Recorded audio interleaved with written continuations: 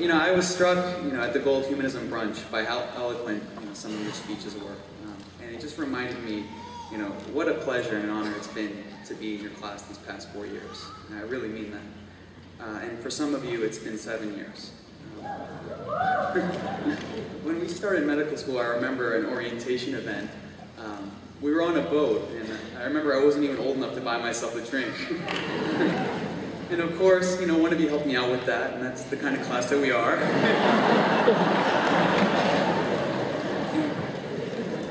And I can't believe now that, we're all going to go on and share the same great responsibility of caring for somebody's loved ones. I guess...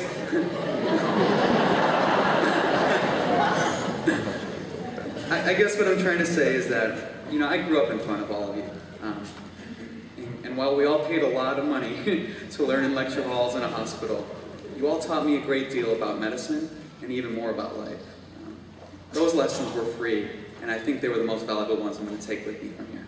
So thank you, all of you, for all your time and care, and to all of your parents, thank you for producing such wonderful teachers. And to my mom, my dad, my sister, my brother, my girlfriend, and her family is here. And a great family friend, Dr. Astorians, thank you so much for being here. I love you all so much. You mean the world to me.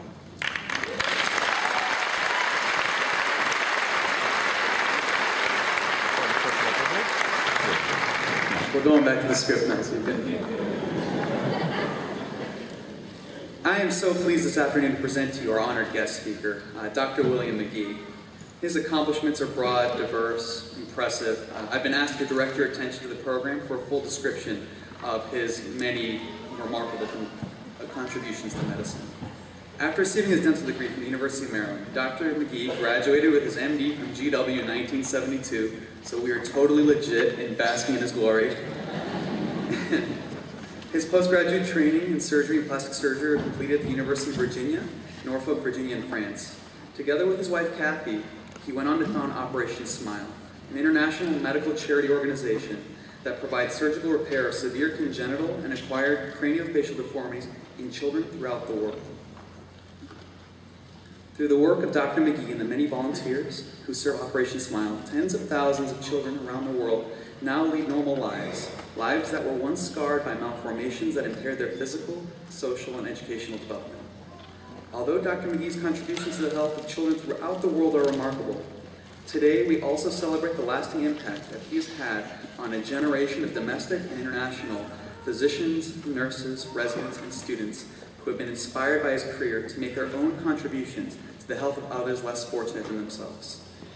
It is a great honor to introduce a fellow alumnus who so clearly represents the best that medicine can be. Please help me welcome Dr. McGee.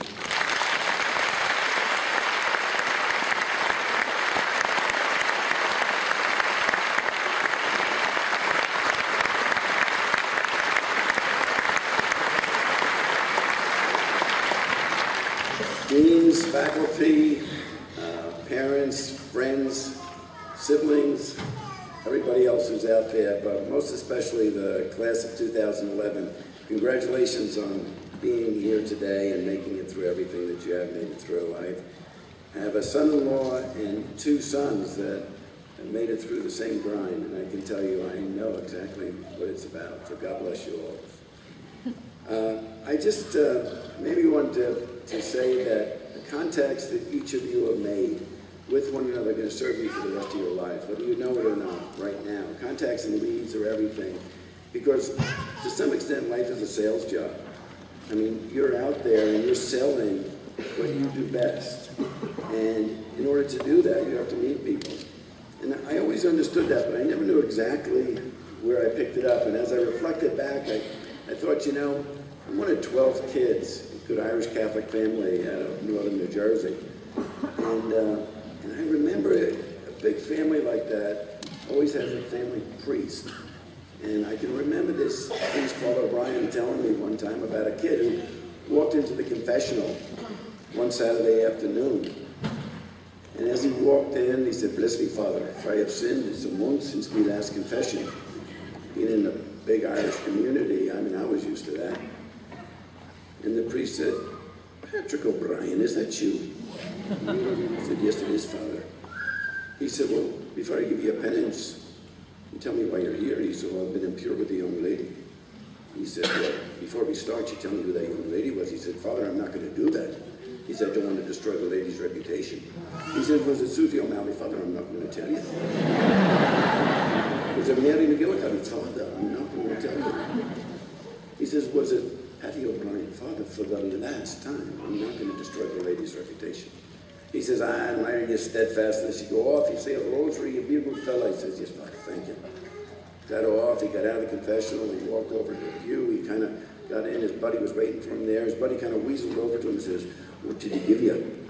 He said, 3 good leads.